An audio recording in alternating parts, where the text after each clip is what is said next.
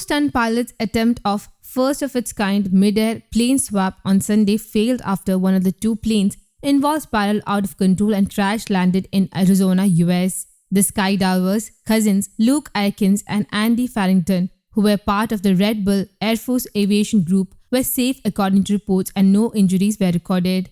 The pilots were attempting to board each other's planes while in mid-air, leaving both planes unmanned. Red Bull had stated on its website that the skydivers would attempt to switch as they drove towards the ground. However, in the sky, things went wrong, sending one plane into a tailspin before falling to the ground in Arizona.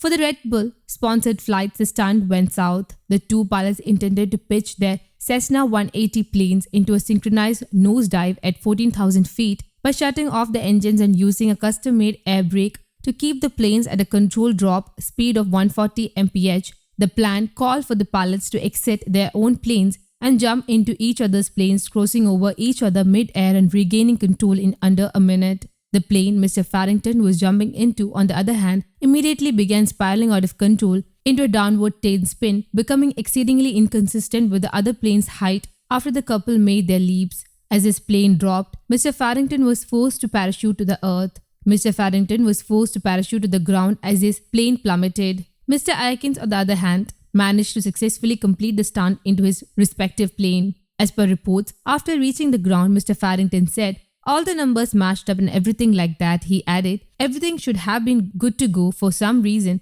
it wasn't that way, but at the end of the day, we're both here, we're both good to go, everybody's safe and sound, and I guess that's the important part." Meanwhile, according to NBC News, Red Bull is facing an investigation by the Federal Aviation Administration. The officials said that the agency had denied a request on Friday from the company to get an exemption from regulations that cover the safe operation of aircraft. Now the two pilots could potentially be grounded, pay fines or lose their licenses as a result of the FAA investigation. News Desk, Kaumudy Global.